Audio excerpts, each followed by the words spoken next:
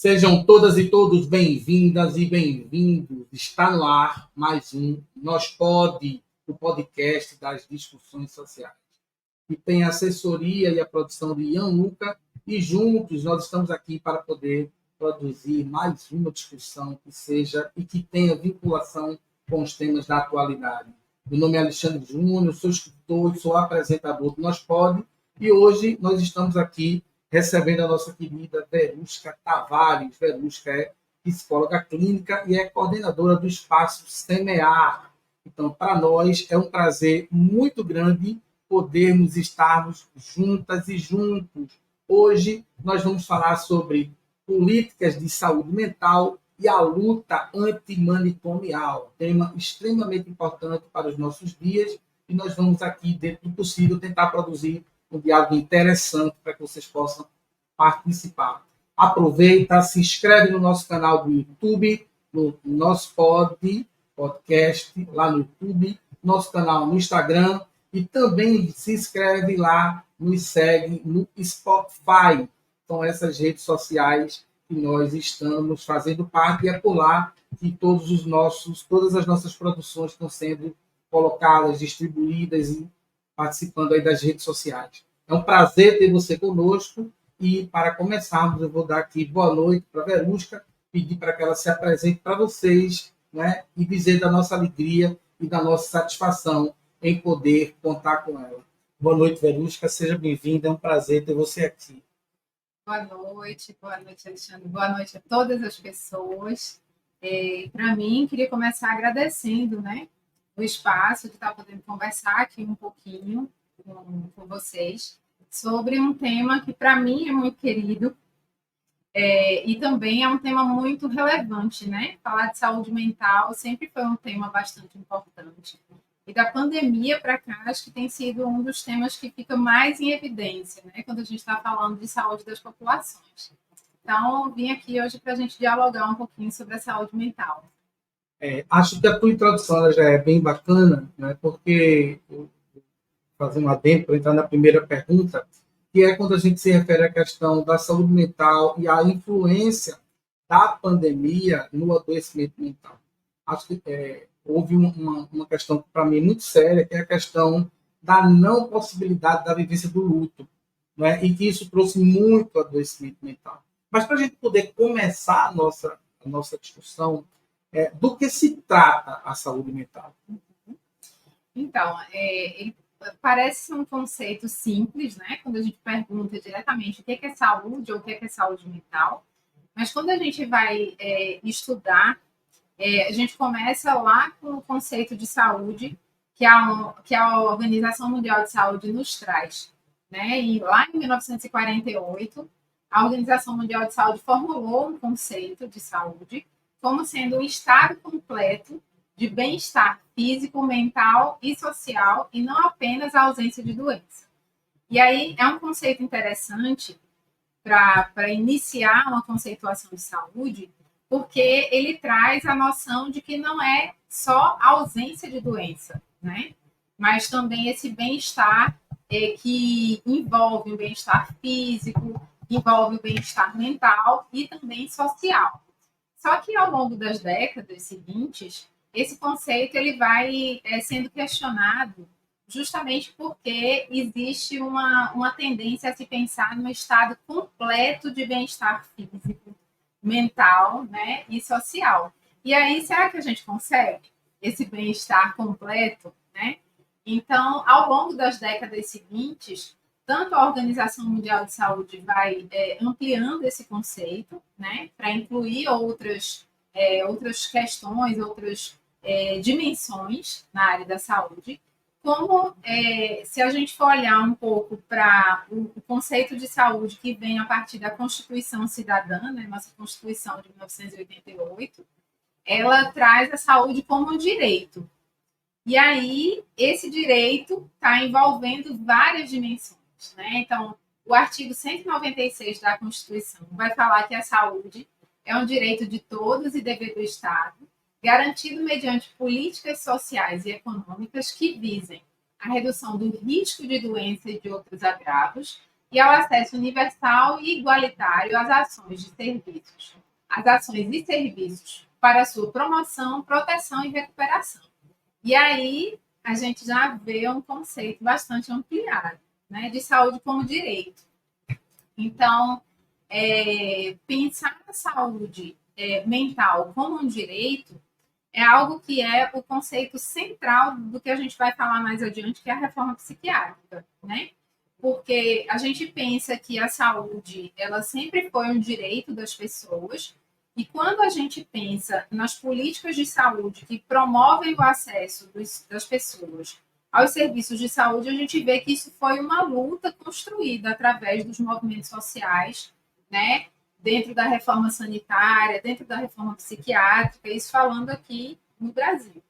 Então, hoje, e aí mais recentemente, em 2023, a Organização Mundial de Saúde traz a saúde contemplando essa dimensão do direito, né, como direito humano universal, que todos devem ter uma vida com dignidade, com equidade, igualdade e respeito, e inclui, dentre essas questões, a quebra de preconceitos e paradigmas no campo da saúde mental, né? Porque, embora seja um tema bastante falado também, é um tema ainda que as pessoas têm muito preconceito, né? Os usuários que se tratam nos centros de saúde mental costumam falar que é muito difícil revelar que tomam uma medicação psiquiátrica, que fazem um tratamento com um psiquiatra, com um psicólogo, e que isso muitas vezes faz com que as pessoas comecem a olhar para a pessoa que faz, né, que faz um tratamento em saúde mental, que está em sofrimento psíquico, como uma pessoa que é fraca ou como uma pessoa que não sabe o que está dizendo, que está fora da realidade, né? Então, existem muitos preconceitos a serem quebrados. E aí a gente vai falar um pouco mais disso mais adiante. Acho interessante isso, mas duas coisas que eu queria ampliar nessa tua fala, antes da gente passar para a próxima pergunta, que é esse conceito que me fascinou, que é ausência de doença. É muito interessante isso, porque assim, um dos índices primeiro do IDH, índice de desenvolvimento humano, é a quantidade de farmácia que existe por quilômetro quadrado. Então, quanto mais farmácia por quilômetro quadrado, obviamente que menor é o IDH, porque se entende que esse povo é um povo que adoece muito. E aí, eu não sei se é plausível essa pergunta, mas qual a importância, e a gente não fala de saúde no Brasil, de saúde preventiva, a gente só fala, mesmo de SUS, quando a pessoa de baixa renda tem acesso a isso, geralmente é a política, ao processo corretivo da saúde, e não ao preventivo. Quando a gente fala de saúde mental, qual a importância do acesso à saúde preventiva, à produção da saúde, o acesso a essas coisas? E mediante a isso, quando você fala no tratamento medicamentoso, aí eu vejo que há um preconceito muito grande ainda com relação à produção do tratamento medicamentoso. Então, eu sei de usuários que não conseguem emprego, são ridicularizados na família. Eu queria que você falasse dessas duas coisas, o quanto uma pode estar ligada à outra, e se estão ligadas umas às outras, uma à outra. Então, primeiro falando da prevenção, né? Certo.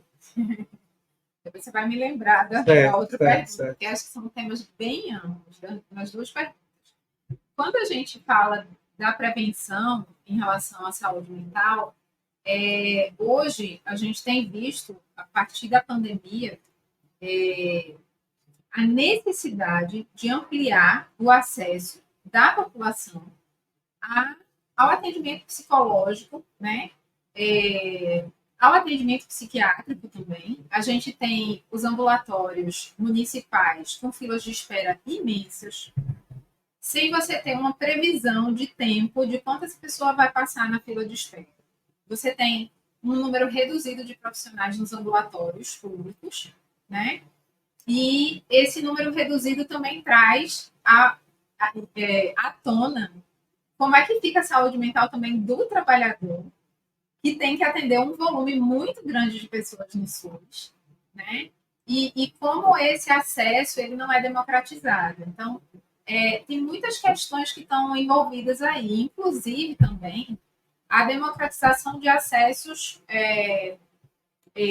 no nos ambientes privados também, né? Quando você me apresentou e você falou lá do Espaço Semear, o Espaço Semear está completando 1 ano de vida. E a ideia veio muito da minha prática de saúde mental no SUS, né?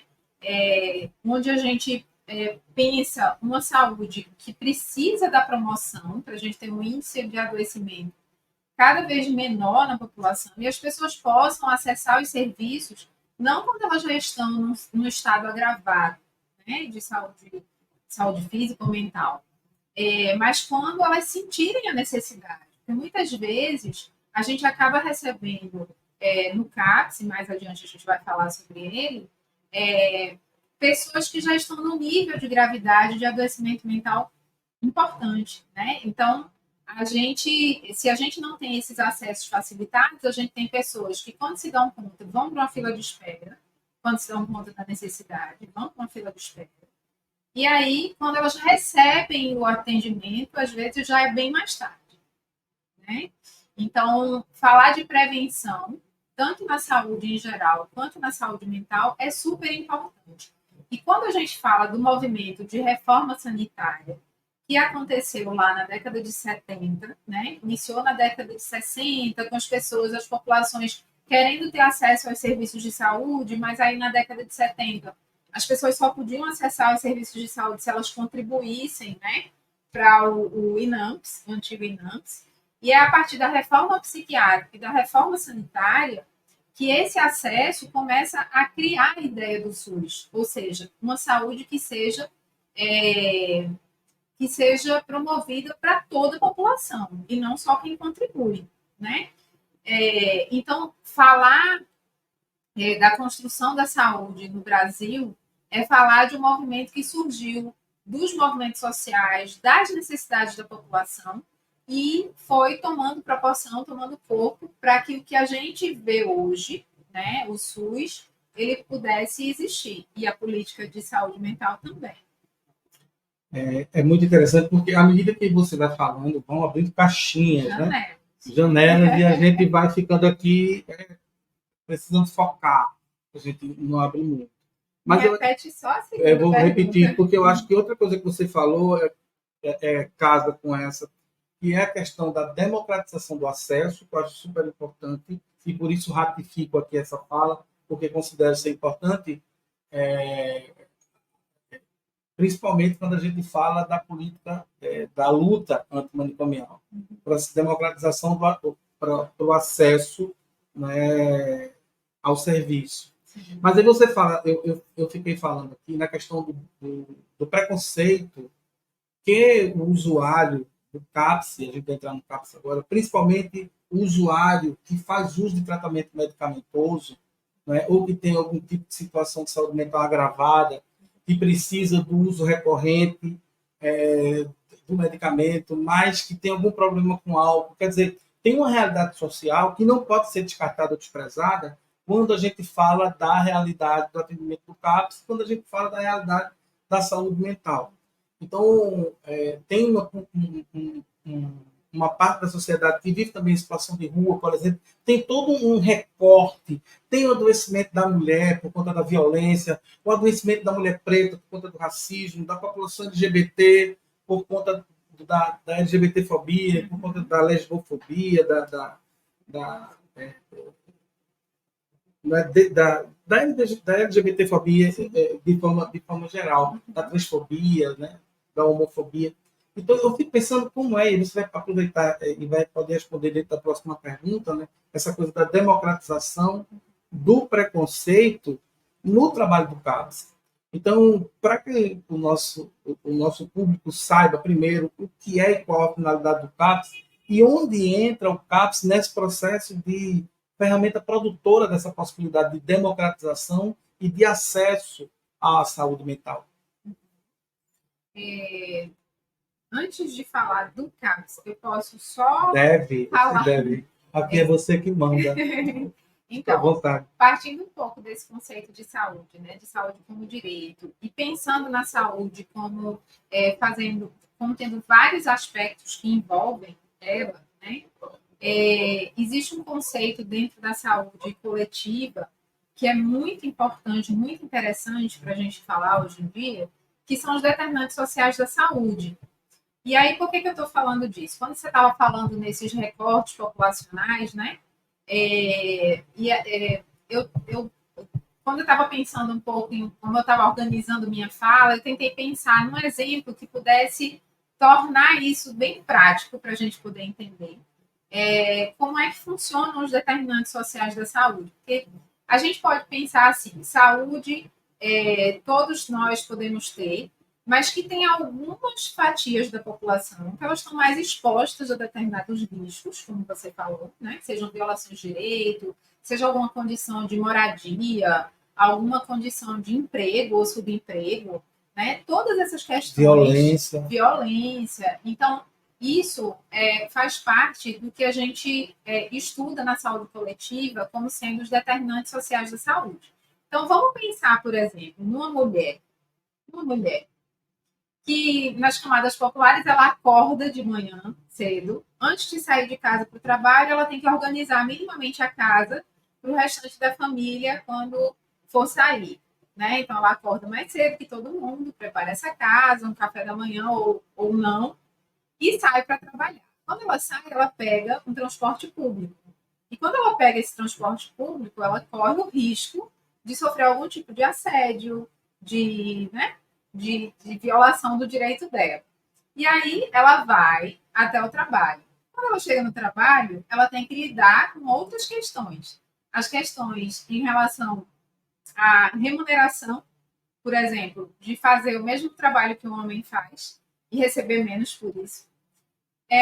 Ou também de fazer o trabalho dela bem feito e não ser reconhecida por isso, né? Que a gente sabe que existe. E aí ela já enfrenta essas questões no ambiente de trabalho e quando ela termina o expediente dela, ela volta para casa e pega o mesmo transporte público, correndo novos riscos. Quando ela chega em casa, ela vai para a segunda, terceira, quarta jornada de trabalho, ou seja, mais sobrecarga. E quando ela pode descansar, né? Quando a gente pensa no ambiente familiar, que para a maior parte de nós é o lugar onde a gente recarrega as nossas baterias, que a gente pode descansar, essa mulher ela pode ainda sofrer violência doméstica. Porque quando a gente vai estudar o fenômeno da violência em relação às mulheres, é no ambiente doméstico mais de 60% das violências que acontecem com relação às mulheres, incluindo feminicídio. Seria errado dizer, não se perca, que há um recorte interseccional para a produção desse conhecimento e daquilo que você chamou dos determinantes sociais de saúde. E precisa existir porque eu tenho falado, até bom, você pode falar com competência, que, por exemplo, se o SUS não usa da política interseccional, então, quando forem doenças que a mulher preta forem mais propensas, ele não vai estar organizado para poder dar conta daquela demanda que é proveniente para a mulher preta, e quando for para a mulher branca, doenças que a mulher branca for mais propensa, ele também não vai estar. Então, você está me dizendo que há um processo de produção interseccional quando a gente estuda os determinantes sociais da saúde. Sim. A saúde coletiva ela contempla esses recortes populacionais para que as pessoas possam ser atendidas na sua singularidade. Né? E aí, produzir esse serviço, produzir essa escuta, produzir esse acolhimento com esse nível de complexidade é uma luta. Porque precisa de capacitação, precisa de formação, né, desses profissionais dentro do sistema público. E é uma coisa que eu tenho, assim, a natureza do espaço semear ela veio justamente a partir dessa minha prática, né, na saúde pública. Então, aquilo que a gente luta tentando conseguir no SUS a duras penas, eu tenho tentado fazer com que o semear consiga desenvolver isso desde o início, né? Então, a ideia é ofertar o atendimento psicológico, mas também em saúde mental, em outras especialidades, e aos pouquinhos estão chegando outros profissionais para estar comigo nessa assistência em saúde mental, tentando pensar a ideia da saúde mental como algo que precisa ser semeado a cada dia, um pouquinho a cada dia, né? A gente não atinge um nível de saúde mental que a gente não precisa mais cuidar.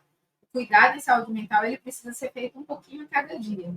E tentando pensar um pouco na oferta de uma escuta que seja acolhedora.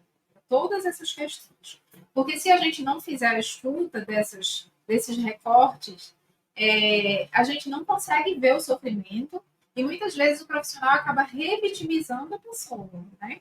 Nas questões, por exemplo, da violência contra a mulher, se um profissional que está ali, ele não entende que é um assédio, que é uma violação do direito dessa mulher, ele não vai conseguir entender esse sofrimento e vai medicalizar aquele sofrimento, né?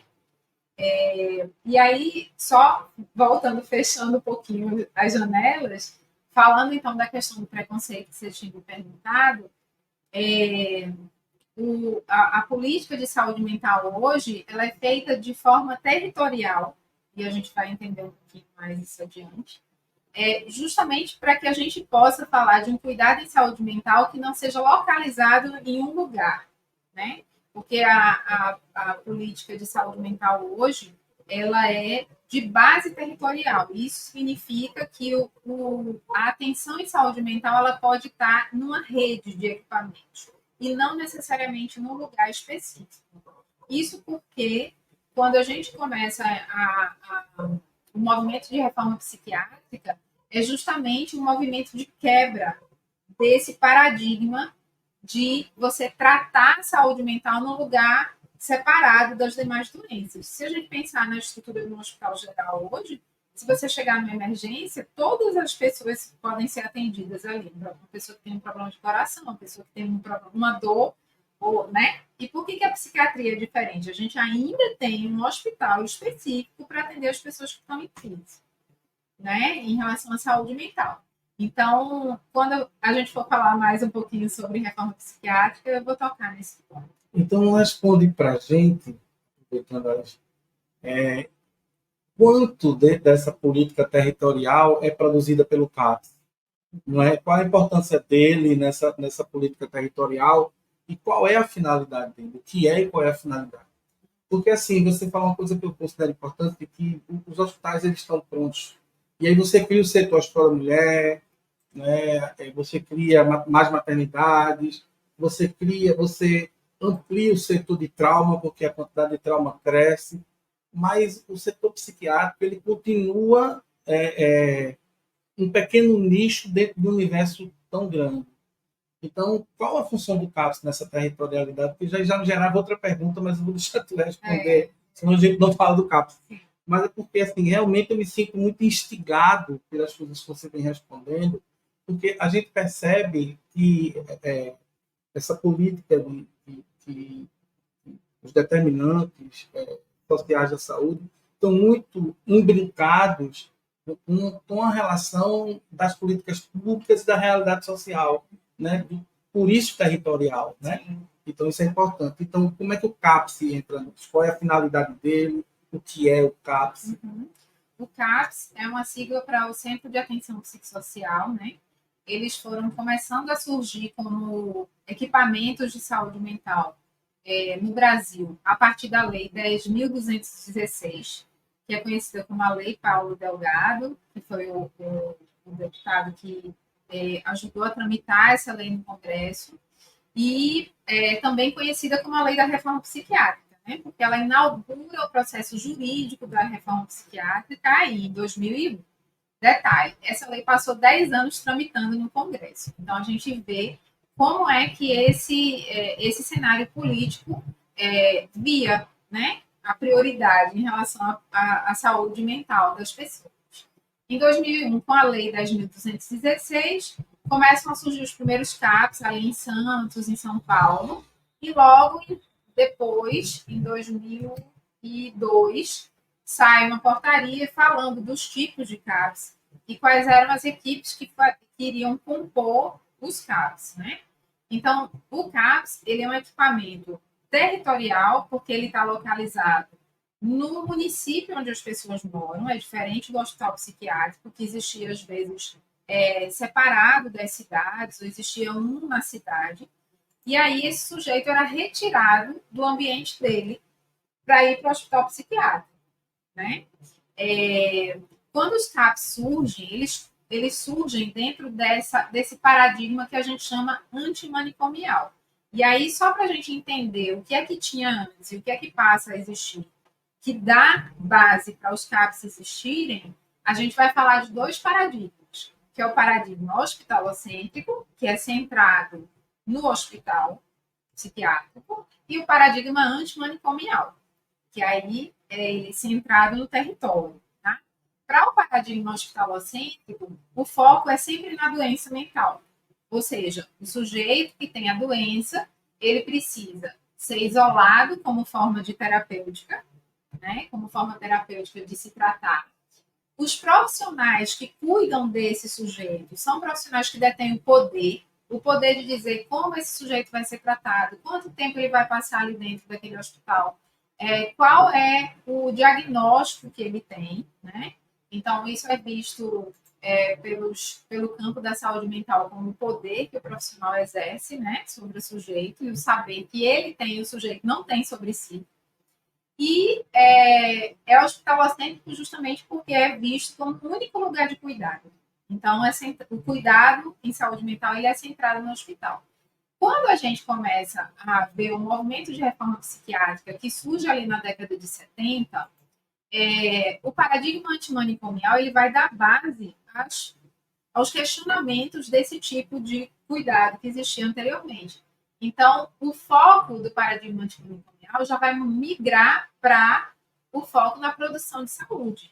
Então, já não é mais na doença, mas agora como eu posso produzir saúde, né?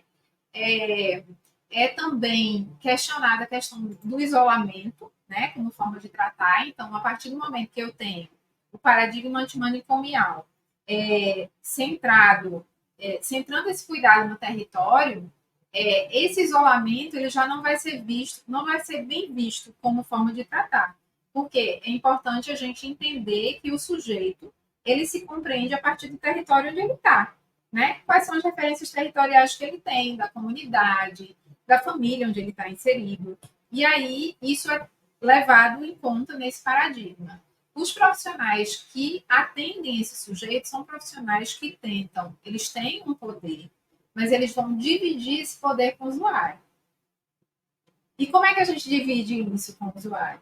Eu tenho um saber, mas o saber que o usuário tem, que a pessoa que eu estou atendendo tem, também é considerado no tratamento.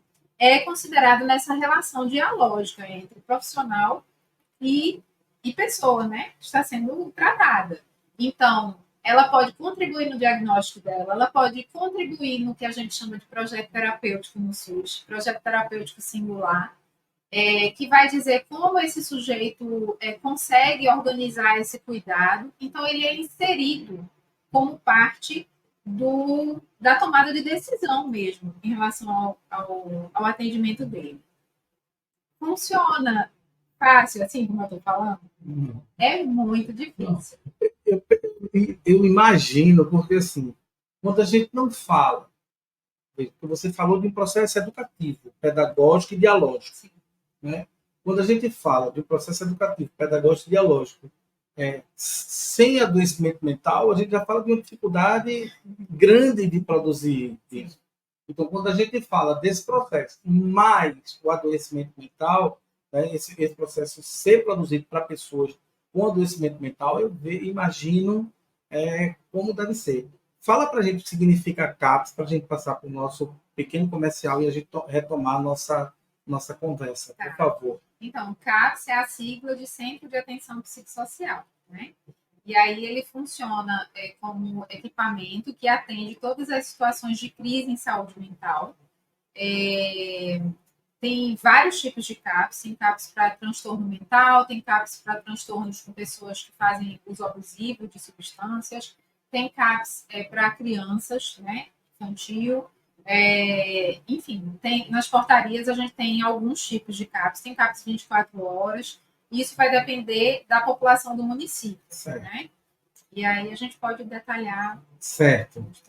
Eu queria começar fazendo um agradecimento a vocês que têm nos escutado pelo Spotify, que têm nos assistido aqui pelo nosso canal do YouTube. Dizer a vocês que fazer esse agradecimento a vocês e dizer que contamos e continuamos contando com todos vocês. Então, aproveita aí, nos segue lá no Spotify, né, e se inscreve lá no nosso Insta. Então, eu queria também fazer agora o agradecimento aos nossos parceiros que estão sempre conosco, que são a Ferremig, Serviços e Equipamentos de Soldagem, que fica aqui na rua São Mateus, número 645, aqui na Iputinga, aqui em Recife. E o telefone de contato deles é 81 99976 1962. 81 99976 1962, Ferremig, Equipamentos de Soldagem. E também na nossa querida Marta Design Gráfico, né? Trabalha com identidade visual, logotipo, banner, material de divulgação, cards, capa de livro. Eu recomendo muito, porque ela é quem faz as capas dos meus livros e eu sei da qualidade do trabalho que ela oferece. O contato dela é 85, presta atenção no DDD, 85 988 43 7109, Marta Designer Gráfico. Então, esses são os nossos dois parceiros, Ferremig, Serviço de Equipamento de Soldagem, e Marta Designer Gráfico. Então, nós já falamos para vocês e vamos voltar aqui para a nossa discussão. Antes disso, eu queria falar um pouquinho, gente, bem rapidamente, dos nossos canais de interação. Então, você pode encontrar o nosso o podcast das discussões sociais, no Instagram, né? Você encontra a gente lá, vai lá, nos segue, se inscreve, compartilha o nosso material aí, para as outras pessoas poderem saber o que está acontecendo de novo com aquilo que a gente está postando. A gente também está no YouTube, no nosso podcast, é só procurar a gente lá, onde fica gravado, você pode assistir pelo YouTube. Então, se inscreve lá no nosso canal do YouTube e você pode nos seguir lá no nosso canal no Spotify. Nós estamos também lá no Spotify.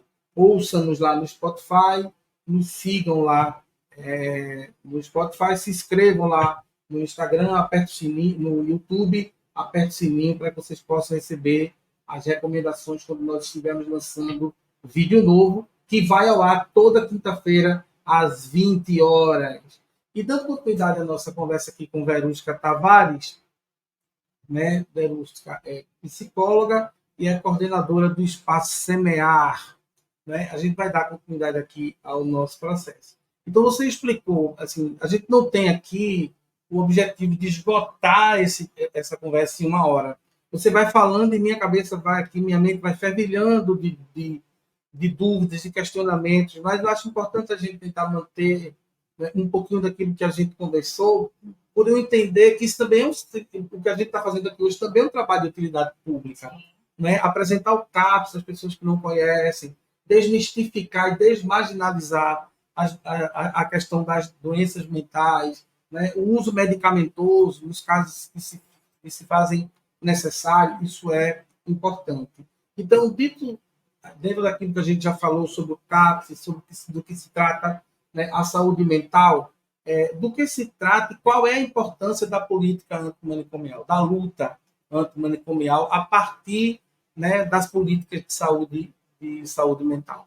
Eu acredito ser muito importante porque é uma palavra bem grande, bem diferente, né, e assim, não é do uso comum. Eu digo assim, como eu disse aqui na nossa primeira conversa com o Sancier, né, as pessoas não precisam conhecer Clambi, como também não precisam saber do que se trata a luta antimanicomial. Elas vão saber agora do que se trata a partir de você, aquelas que não sabem.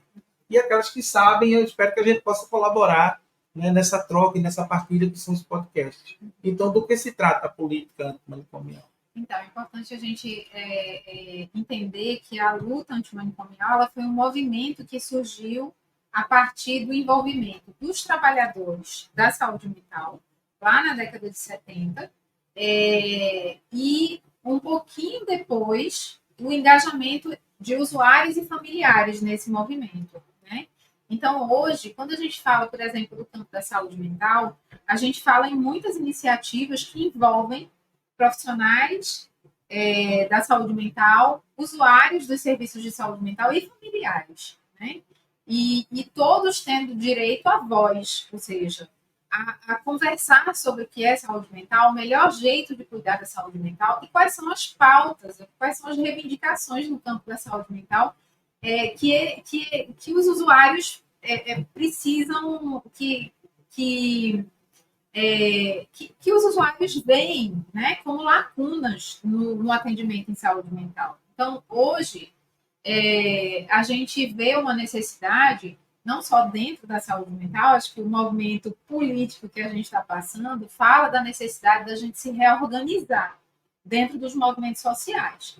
E aí, a luta antimanicomial, ela nasceu justamente desse movimento de questionamento, né? Quando a gente fala lá do paradigma hospitalocêntrico, quando a gente fala, por exemplo, na década de 70, lá no início da reforma psiquiátrica, quando os profissionais de saúde mental se juntam e fazem denúncias em relação às violações de direito que aconteciam dentro dos hospitais psiquiátricos, onde as pessoas eram torturadas, onde as pessoas eram colocadas lá sem um diagnóstico, onde as pessoas não tinham direito de saber por que estavam lá, quanto tempo iriam passar, por que estavam tomando aquela medicação, né? Não sabiam de absolutamente nada. Muitas vezes as pessoas morriam dentro dos hospitais psiquiátricos sem que a família soubesse mais notícias, né?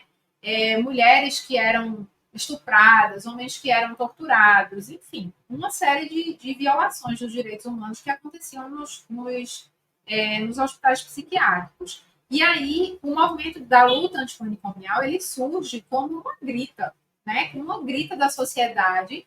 Inclusive, existe um lema da luta antimanicomial que é por uma sociedade sem manicômios, né? E aí, Paulo Amarante, que é um médico, psiquiatra, sanitarista, estava lá nesses movimentos iniciais, foi um dos médicos psiquiatras que denunciou essas violações de direitos humanos. Ele fala muito que esses manicômios a gente não enxergue só como os muros dos hospitais psiquiátricos, mas os pequenos manicômios que tem dentro de nós. Então, quando a gente fala do preconceito que alguém tem com relação à pessoa que tem um transtorno, a gente está falando desses manicômios internos que a gente tem. Que a gente costuma dizer, mas lugar de doido é no hospital psiquiátrico. Lugar de doido é aqui na escola junto comigo. Lugar de doido não é no mesmo supermercado que eu estou, né? A pessoa desviou um pouquinho o comportamento, a gente já quer diagnosticar, a gente já quer categorizar aquele comportamento de uma forma doentia, patologizar mesmo a coisa, né? Então, falar do movimento da luta antimanicomial é falar desse movimento que surgiu da sociedade, né, principalmente envolvendo os usuários dos serviços de saúde mental e seus familiares, junto com os profissionais de saúde mental, né, que lutam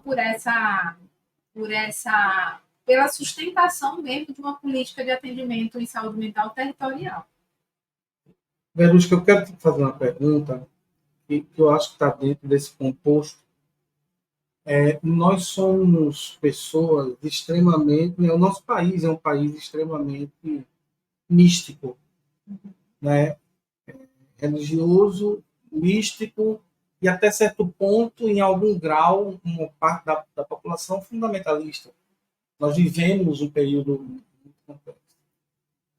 Até que ponto há uma influência, ou se existe uma influência desse processo na produção do adoecimento mental e no fato de impedir que as pessoas busquem a ajuda do CAPS, do Sistema de Saúde, Único de Saúde, do SUS, porque acreditam que determinada fé vai curar aquelas pessoas daquilo, porque é um imposto, porque é uma obsessão, ou porque é o demônio, independente da denominação. Existe isso? Isso é mito? Isso existe? Isso é real? O que é que você sente na sua prática, né? Na sua prática profissional?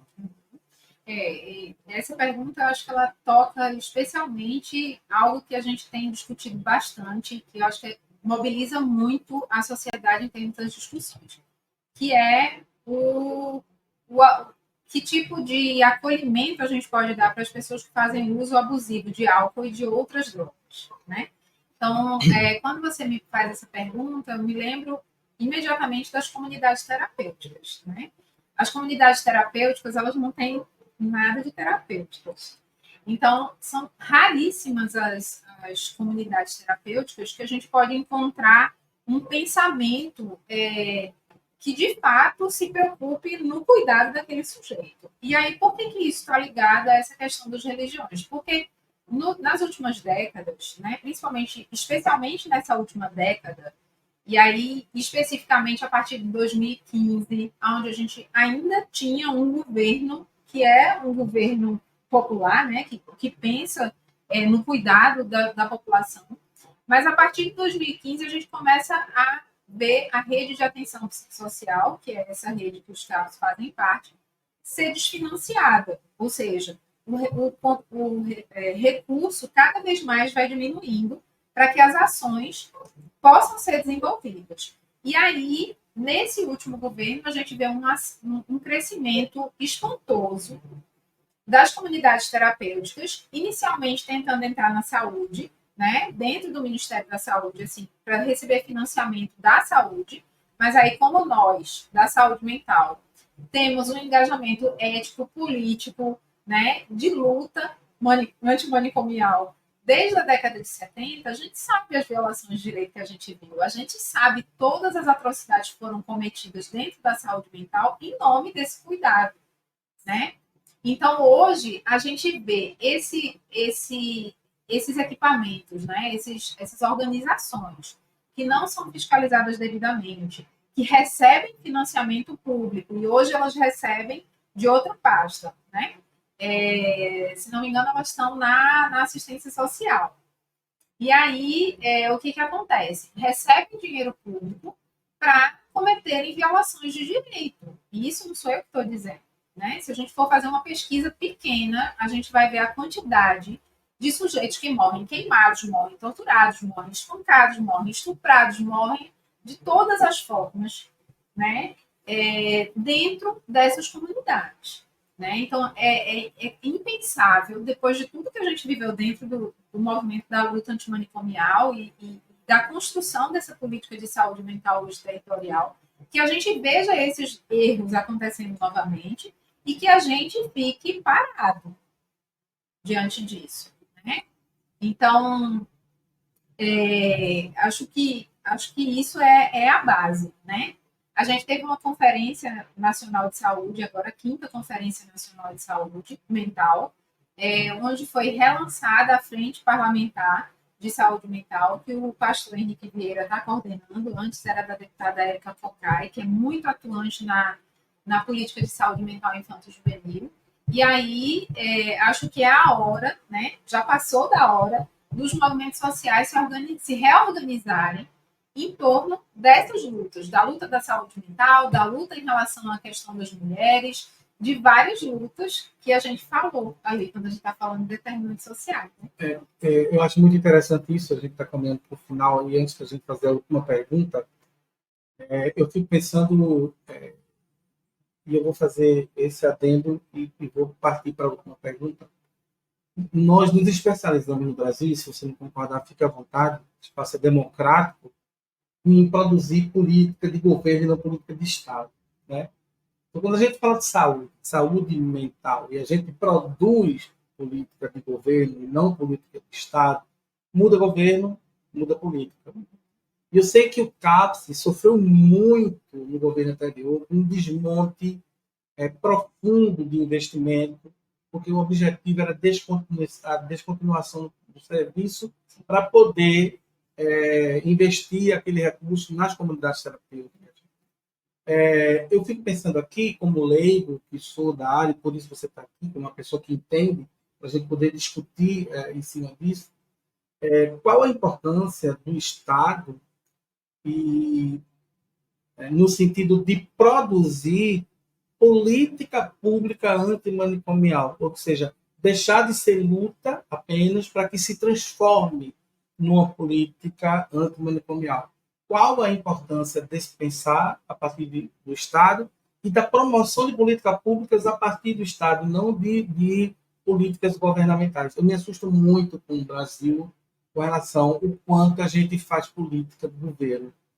E o quanto para que, já que a nossa democracia ela é muito instável, não é? Os riscos que a gente acaba correndo de quando muda o governo, mudar a forma de enxergar as coisas e de enxergar a vida. Para mim, é isso que aconteceu e que acontece com a política de saúde mental. Obviamente, de uma pessoa que não tem o conhecimento que você tem, mas por coisas que li, porque é um tema que me palpita, né? Porque eu penso que todo tema que gera injustiça e desigualdade social é um tema que me chama a atenção, que atrai minha atenção.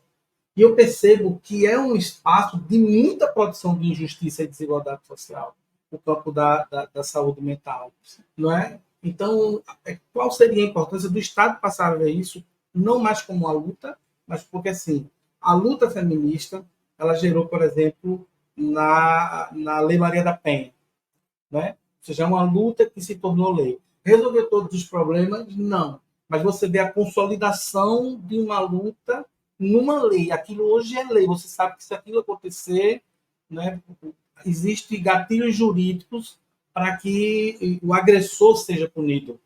A gente não vai discutir aqui porque não dá tempo a aplicabilidade da lei. Sim. Aí é outra coisa. É outro mundo, outro universo. Mas a gente sabe que existe uma lei para proteger a mulher, né, com medida protetiva e com um monte de coisa. Né? E a gente sabe que não funciona, que invariavelmente a mulher morre, tal. Mas existe a política, existe a lei. É importante. E é importante que ela exista, né, para garantias. Qual a importância disso acontecer na saúde mental, no sentido de a luta antimanicomial deixar de ser luta e passar a ser política pública? Então, a gente viu isso acontecer lá na década de 70, né? Antes não existia, era um movimento de luta, e a partir do momento que o governo, que os governos progressistas foram começando a ganhar as eleições, e essa política ela começou a ter espaço institucionalizado, isso foi acontecendo. E eu acho que se a gente pensar um pouco na política, né, assim, como o Brasil se organiza em termos dos movimentos sociais, isso aconteceu em vários momentos. Por exemplo, aconteceu no SUS também, né, com o movimento de reforma sanitária, quando a população brigou para que o SUS fosse instituído. E existe na legislação um viés de participação social muito forte nessas políticas. Só que aí, hoje, a gente vê o desmonte dessa participação social, a cooptação também das lideranças, né, sociais, para que essas políticas elas possam ser implementadas pela metade, infelizmente. E hoje na saúde mental a gente vê muito isso. Assim, existe uma lei, que é a lei da reforma psiquiátrica, existem várias portarias, mas no último governo a gente teve um revogaço, né? A gente teve um revogaço que quase destrói tudo que a gente construiu em mais de 30 anos de reforma psiquiátrica. Então, eu acho que no país da gente é luta, sabe? É que a gente participar desse movimento de construção. Não é só o governante que está lá em cima que vai garantir essa política de Estado. Na experiência que a gente tem no Brasil, essa política ela só foi instituída a partir da pressão que os movimentos sociais fizeram. E a gente precisa fazer isso agora, que a gente tem um governo que tem a possibilidade de abrir brechas para que a gente faça isso, né? Porque a gente tem um governo recortado. Então, as comunidades terapêuticas estão tendo espaço no governo que a gente não imaginaria que pudesse ter espaço. E a gente sabe que a política hoje se constrói dessa forma, né? Então, acho que se a gente tiver uma participação social mais fortalecida através da junção mesmo dos movimentos sociais, porque a política de saúde mental ela tem tudo a ver com tudo isso que a gente está falando, né? E a gente sabe da especificidade das pautas de determinados movimentos, mas é muito importante a gente entender que só a união é que vai fazer essa força. Eu achei tão interessante, Débora, que eu estou encantado com esse bate-papo. Espero que as pessoas em casa também fiquem encantadas com ele, pela relevância social disso. Porque a gente vê agora Júlio Lancelotti, o padre Júlio Lancelotti de São Paulo, sofrer perseguições horríveis, inclusive de políticos, né, de extrema-direita, por conta do trabalho social que ele produz. E aí ele fala muito da questão que existe um grande número de pessoas adoecidas mentalmente que vivem na rua. Né? Não é incomum. E aqui a gente não vai discutir o motivo que levar aquelas pessoas a estarem doentes. O que a gente quer saber é como é que a gente vai ajudar para que elas não fiquem mais. Né? Então, há pessoas que estão lá por conta do abuso do álcool, há pessoas que estão lá por conta do abuso das drogas, do desemprego, vítimas de violência que constituíram algum trauma. Né? E aí as pessoas querem construir a política a partir do como o outro se sente, ou do que o outro seja, ou da relação que esse outro tem com a vida. Isso é tão sinistro, porque você desumaniza o sujeito doente, que passa por algum tipo de adoecimento mental.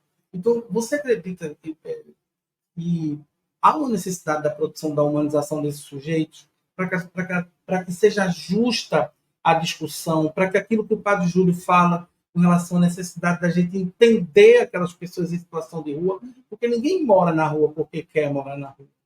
As pessoas estão na rua por algum motivo. Muitas dessas pessoas estão na rua porque estão emocionalmente doentes, né, e precisam de algum suporte do Estado para poder dar conta daquela demanda, porque sozinhas elas não conseguem. Então, eu vejo que essa conversa e que isso que se faz a partir da luta antimanicomial, dessa coisa que você falou, de tratar da saúde e não da doença, eu acho isso perfeito, maravilhoso, porque a gente mostra que o que é transitório é a doença, não a saúde. Né, que ele está naquele lugar, mas que ele pode sair daquele lugar e que ele precisa de apoio para isso. Ou pode conviver também com a doença. Mas isso não dá voto. Essa população não dá voto. Eu acho que é outra coisa que dificulta, né, o trabalho de vocês. Para que a gente passe realmente para o encerramento, eu queria que você falasse, em linhas gerais, quais são as maiores dificuldades que se encontram no CAPS.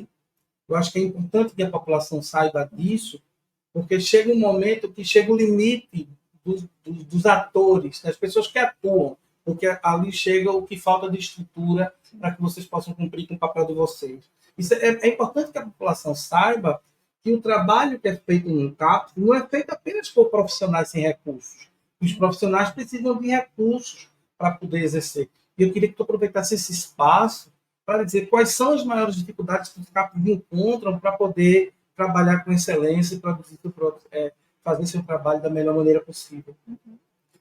Acho que a gente precisa de fortalecimento mesmo das ações do CAPS, né? De receber recursos para a compra de materiais, para a renovação de tudo aquilo que a gente precisa, de mobiliário, de equipamentos tecnológicos. Seria muito importante pensar no prontuário eletrônico, né, que ajudasse a unificar esse atendimento em saúde mental na rede.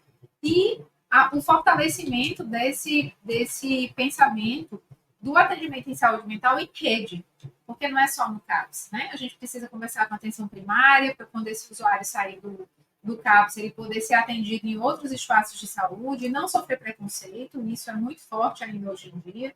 A gente precisa de investimento na formação dos profissionais, né? Para que os profissionais possam entender como é que deve ser feito o atendimento a uma mulher preta que busca o serviço porque vivenciou racismo, porque vivencia outras violações de direito, né? E aí a gente precisa desse fortalecimento financeiro. E aí, a partir dessas dificuldades que eu vivencio, né, dentro do SUS, é que eu comecei a pensar na formulação e no fortalecimento das ações do espaço CMA. Então, como é que eu penso a democratização do atendimento em saúde mental dentro do espaço CMA?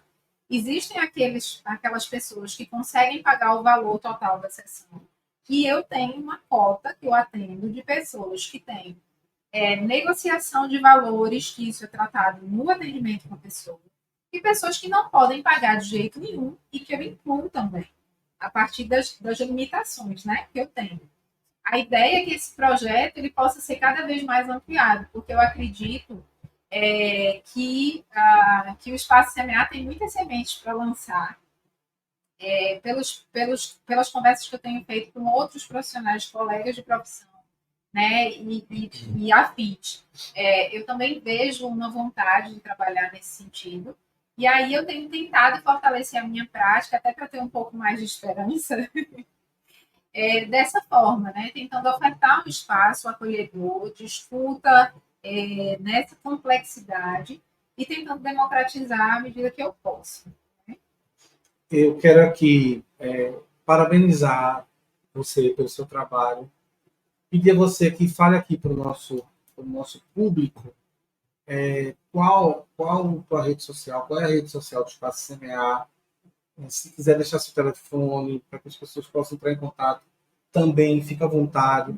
Acho esse teu trabalho de uma relevância social profunda. Eu digo sempre aqui, né, para quem acompanha o nosso o podcast das discussões sociais, que eu penso muito na relevância social das coisas que eu faço, da que escrevo, da que falo, e os nossos temas, eles são pensados, assim, a relevância social daquilo, né? Como aquilo pode repercutir numa família que está agora encontrando alguma dificuldade porque tem em casa um pai que abusa do álcool ou um filho que abusa da droga, sabe? Que caminho eles podem percorrer? Então, aproveita esse tempo, fala aí tua rede social, qual é teu Instagram, o Instagram da Rede CMA, se quiser seu telefone, né, para o pessoal poder lhe procurar, aquelas pessoas que desejarem. Sim. Fica à vontade, o espaço é teu.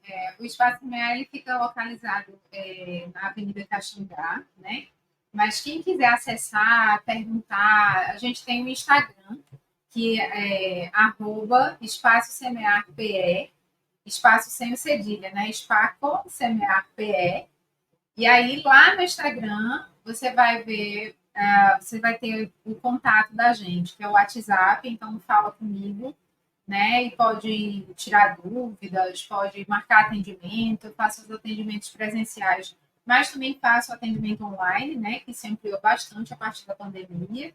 E, mais recentemente, eu estou fortalecendo um trabalho de atenção em saúde mental de mulheres em grupos, em rodas de conversa de saúde mental, rodas de cuidado. Então, agora em janeiro tem uma planejada com as mulheres do coletivo de mulheres de Jabotão, dos Guararapes, que eu já faço parte. Em fevereiro tem uma outra roda que mais em breve eu vou divulgar lá na rede do Espaço CMA.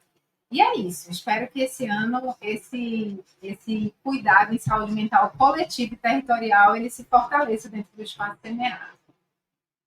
Gente, nós estamos chegando ao final do nosso o podcast das discussões sociais. Eu queria falar para vocês aqui das nossas redes sociais, agradecer a todas e todos vocês pelos feedbacks positivos que nós tivemos, agradecer as pessoas que já passaram por aqui, que tiveram essa discussão conosco, que já estão aí no Spotify e no YouTube, e a todas e todos vocês que já assistiram, tanto no YouTube, que escutaram no Spotify, e convidar vocês a nos seguir. Né? Então, vocês se inscrevam no nosso canal do YouTube, né? Também nos sigam lá no nosso Spotify, procurem o nosso Instagram, nosso podcast, né? Divulguem com seus amigos, né? Sigam-nos, né? no nosso Instagram, escreve, compartilha, para que outras pessoas possam ter acesso a esse conteúdo que, como eu falei anteriormente, ele tem essa preocupação com a relevância social. Queria agradecer a Ian Luca, que está aí na produção e na assessoria, e que, junto comigo e Alexandre Júnior, apresento aqui o o podcast das discussões sociais. Verusca, o nosso encontro em uma frase. Por uma sociedade sem manicômios. Por uma sociedade sem manicômios. Eu queria agradecer a todos e todas vocês, gratidão por estarmos juntos, dizer que toda quinta-feira, às 20 horas, episódio novo, lá no Spotify e no YouTube do Nós Pode, o podcast das discussões sociais. Um grande abraço e até o nosso próximo encontro.